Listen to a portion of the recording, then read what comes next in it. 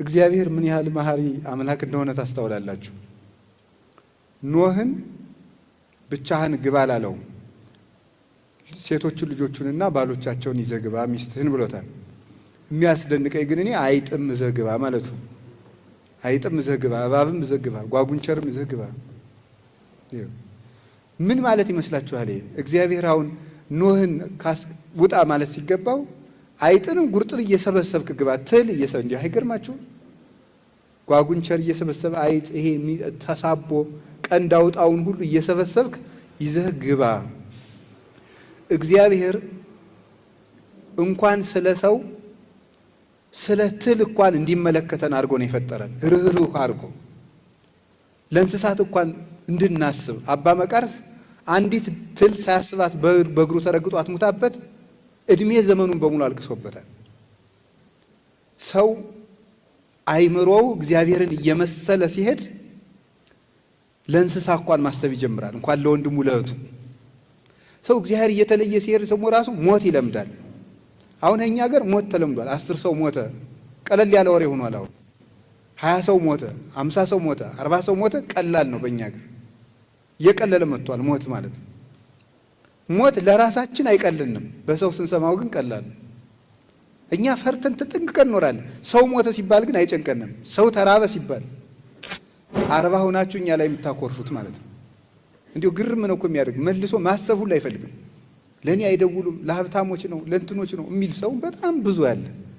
እንደዚህ ያለ ራስ ወዳድን የሰው ስሜት የማይሰማችሁ፣ የሰው ድካም የማይሰማችሁ፣ የማይደክማችሁ ለራሳችሁ ድካም ብቻ ይገርማል። ከንስሐ አባቱ በር ላይ 30 ደቂቃ በመቆሙ አቁርፎ እግዚአብሔር ቤት ተጠቅሎ የሚጠፋ ሰው አለ።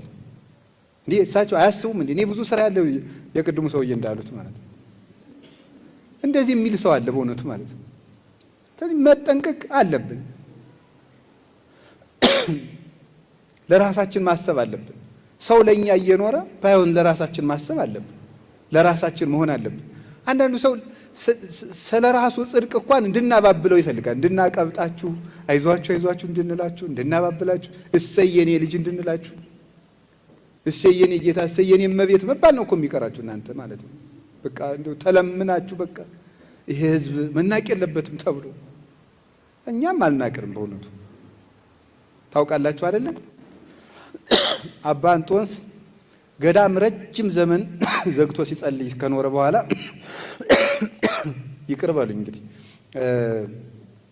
ረጅም እንደው እንደኛ ሳይሆን አባ እንጦንስ የኖረበትን ቦታ ብታዩት ትቢት ይልቃችሁ ነበር። እኔ ሰሞኑን ግብጽ ሂጄ ትቢት ለቆኝ ነው የመጣሁት። በደንብ አድርጎ ትቢት ለቆኝ ማለት ነው። እንደው አሁን እኛ መነኩሴ ተብለን ደግሞ እንደው በጣም ግርም ምን ያለ አባ እንጦንስ የነበረበትን እንደውም አንድ መምህር ምን አሉ፣ አባ እንጦንስ ያለበት ቦታ አጠቃላይ አንድ ሀገር ምን እንደው አዲስ አበባን እንኳን 1 3 4 የሚያህል ሀገር ውሃም የለም ዛፍም የለም። እና እኔ እንደው ባይሆን ወፍ የለም እናንተ አሉ። እና አንድ መምህር ምን አሉ፣ ምን ልጠጣ ነው የምትኖረው እዚህ ምንም የሌለበት ምድረ በዳ? ደግሞ ከዚያም ደግሞ አሁን በእግር የሚወጣው 1500 ደረጃ ነው። ከዚያ ወጥቶ ዋሻ ውስጥ ነው የተቀመጠው ማለት ነው። ከዚያ ወጥቶ እና እንደው መነኩሴ ሲባል ልኩ ይሄ ነው። እና እሱ አባ እንጦንስ አንድ ጊዜ ከተማ ወጣ እና ምዕመናን ከአባታችን እንባረክ ብለው ላዩ ላይ ሲፈሩ ተንጫጩ። እና ደቀ መዛሙርት ተውቶቶ አባታችን ላይ አትንጫጩ እሱ ባይታዊ ነው አሉ። ምን ብሎ መለሰ መሰላችሁ? ተዋቸው፣ ይህ እኮ የክርስቶስ በጎች ድምፅ ነው፣ ያጋንንትን ድምፅ እንኳን ችዬ ኖር ያለው ብሎ ተናግሯል ማለት ነው። ምዕመናንን ሲሰማ የክርስቶስ በጎች ድምፅ እንደሆነ የሚሰማው ሰው፣ የወንድም ድምፅ የእህት ድምፅ የሚሰማው ሰው እሱ ነው ሰው ማለት። ቅዱስ ጳውሎስ እንደዚህ ነበር የሚያስበው። እና እነ ቅዱስ እንጦንስ እነ ቅዱስ ጳውሊ እነ ቅዱስ መቃርስ ይሄንን ነበር ሲያሳዩን የነበረው ማለት ነው። እና ክርስትና ለሌላው ማሰብ ነው የምላችሁ፣ ለሌላው መኖር ነው። መንቃት ምንድን ነው? በኦርቶዶክሳዊ እሳቤ መንቃት ምንድን ነው? መንቃት ምንድን ነው ከተባል እንቅልፍ ምንድን ነው? እንቅልፍ በኦርቶዶክስ አስተሳሰብ ወይም ደግሞ ኦርቶዶክሳዊ መጽሐፍ ቅዱሳዊ ሐሳብ የሚታየው እንቅልፍ የሚባሉት 3 ነገሮች ናቸው። እንቅልፍ የሚባሉት እነዚህ ምንድናቸው? አንደኛው ኃጢአት ነው፣ እንቅልፍ የሚባለው ኃጢአት እንቅልፍ ነው። ስራ ለመስራት መጀመሪያ ማድረግ ያለብን መንቃት ነው። ኃጢአት እንቅልፍ ነው። የተኛ ሰው ቤቱ ይዘረፋል፣ ቤቱ ይሰረሰራል፣ ሀብቱ ይዘረፋል፣ እሱም ሊገደል ይችላል፣ ቤቱም ሊቃጠል ይችላል። በኃጢአት የተያዘ ሰው ጸጋውን ያጣል። ኃጢአት ማለት ምን ማለት ይመስላችኋል? ኃጢአት ማለት የግዕዝ ቃል ነው። ኃጢአት ሀጣ አጣ፣ ኃጢአት ኃጢኦት ማለት ኃጢአት ኃጢአት ማለት ማጣት ማለት ነው። ማጣት ማለት ነው ኃጢአት ማለት። ሰው ኃጢአት ሲሰራ ማንን ነው የሚያጣው? እግዚአብሔርን ያጣዋል። እግዚአብሔርን ያጣል። እግዚአብሔርን ያህል አባት ገነትን ያጣል፣ ቤተክርስቲያኑን ያጣል፣ ራሱን ያጣል፣ ወዳጅም ያጣል። ገንዘብ ራሱ ኃጢአት ከበዛ አይበረክትም፣ አይቀመጥም። ገንዘብን የሚያጠፋው ኃጢአት ነው።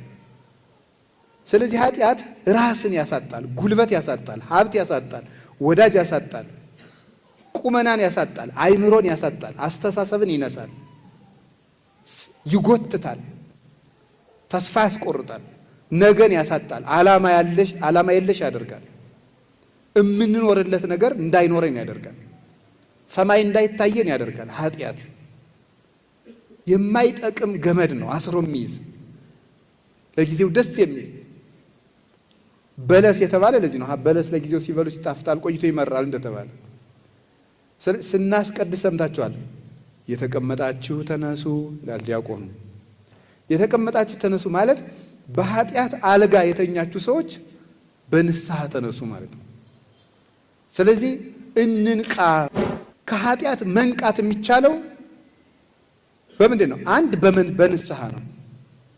ንስሐ መግባት ነው። ዛሬውኑ ንስሐ መግባት አለብን። እንደው ኦርቶዶክሳዊነት ክርስቲያንነት ማለት ለሆነች ጉዳይ ተሰብስበው መልሶ ወደ ኃጢአት በሉ። እንግዲህ ቤተ ክርስቲያን እሑድ ጉባኤ ነበረ፣ ተሰብስበናል።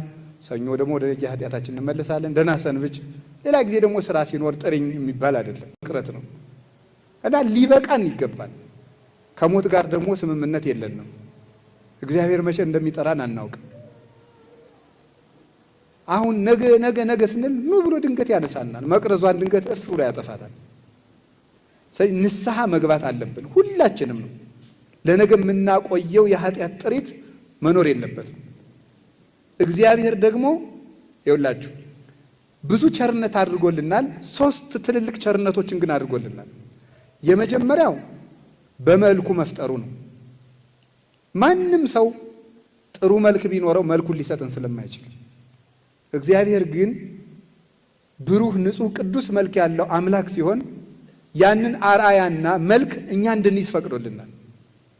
ስለዚህ መጀመሪያ ቀዳሚሰ ወሀበነ አርአያሁ ክብርተ እንዳለ ቅዱስ ጎርጎርዮስ ሃይማኖተ አበው ምዕራፍ 60 ላይ መጀመሪያ ክብርት አርአያውን ሰጥቶ ፈጠረን።